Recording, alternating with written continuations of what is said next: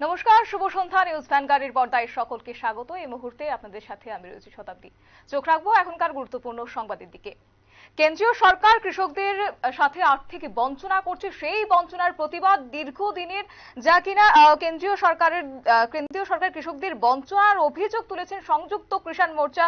পাশাপাশি ট্রেড ইউনিয়নের উদ্যোগে আজ লক্ষ্য করা গিয়েছিল সারা ভারত বন্ধ তারা ডেকেছিলেন। তবে এই বন্ধ যদিও ত্রিপুরায় স্বাভাবিকভাবে পরিস্থিতি স্বাভাবিক ছিল, যদিও সেখানে কার্যকর হয়নি, মিশ্র প্রতিক্রিয়ায় লক্ষ্য করা গিয়েছে সর্বত্র ত্রিপুরার সব জায়গায়। তবে তারই নিরিখে এবার আজ 16 ফেব্রুয়ারি দুপুর ঠিক 1:30টা নাগাদ সিআইটিইউ রাজ্য দপ্তরে প্রেস মিট আহ্বান করা হয়েছে এবং পাশাপাশি সাংবাদিক সম্মেলন তারা করেছেন এবং সিআইটিইউ রাজ্য সভাপতি মানিক দে এবং সাধারণ সম্পাদক শঙ্কর দত্ত উপস্থিত রয়েছেন। এছাড়াও সিআইটিইউ রাজ্য কমিটির সম্পাদক তপন দাস সেখানে ছিলেন আজকের সাংবাদিক সম্মেলনে। তবে গোটা বিষয় সম্পর্কে তারা কি বলছেন শুনবো। ঋণের পর ঋণ, এত টাকা ঋণ নিচ্ছে ভারত সরকার, আমাদের রাজ্য সরকার এত টাকা ঋণ নিয়েছে, তার বিনিময়ে কোনো পরিকাঠামো তৈরি হয়েছে? কোনো পরিকাঠামো নতুন করে হাত দিয়েছেন? পরিকাঠামো যা তৈরি হয়েছিল সেগুলো এখন ভগ্নদশায় আছে। এইরূপ পরিস্থিতি, তবে টাকা যাচ্ছে কোথায়? টাকা কাকে দিচ্ছে? বাজেটের বিরাট অংশে টাকা ডাইভার্ট করে দিচ্ছে সমস্ত কাজে, ওই ট্যাক্স মুভ করে নানা কাজে তাদেরকে পাইয়ে দিচ্ছে।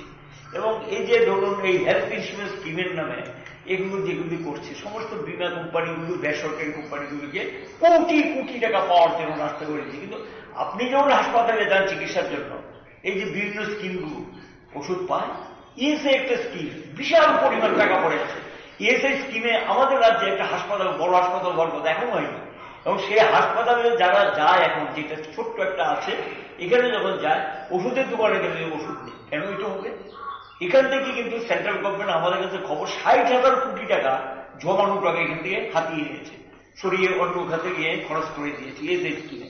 তো শ্রমিক তার টাকা কিন্তু তার মজুরি থেকে কেটে একটা অংশ, মালিকের থেকে একটা অংশ নিয়ে কিন্তু ইএসআই স্কিম।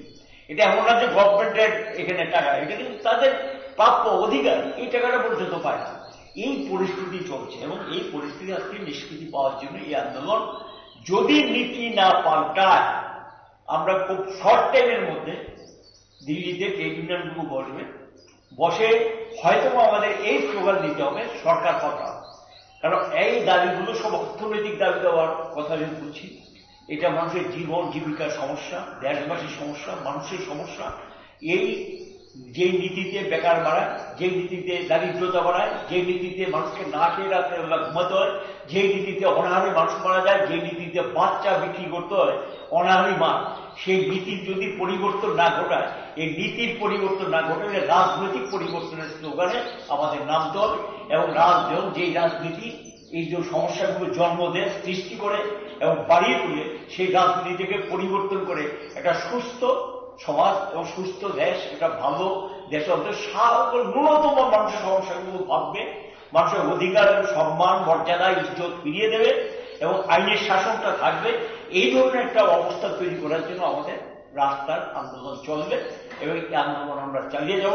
দেশবাসীর কাছে যাব, ঘরে ঘরে যাব, মানুষকে বুঝাবো। পরিবর্তন না করলে কেউ পাবেন না। আপনি করেন বিজেপি, আপনিও রেহাই পাবেন না। করেন আপনি অন্য পার্টি, রেহাই পাবেন না। শাসক দলের তো আপনার জন্য কি আলাদা দোকান আছে, সস্তার জিনিস পাওয়া যায়? আপনি আপনার ঘরে যে বেকার সন্তানটা আছে, তার ছেলে মেয়ে নিশ্চিত কোনো ভবিষ্যৎ দিতে পেরেছে? তারা পারেনি। কাজে স্বাভাবিক কারণে আমরা সকলের কাছে দত্তভাবে যাবো। এই লড়াইটা হল দেশ রক্ষার সংগ্রাম, মানুষকে রক্ষা করার সংগ্রাম। এই সংগ্রামে সকলেই এগিয়ে আসবে।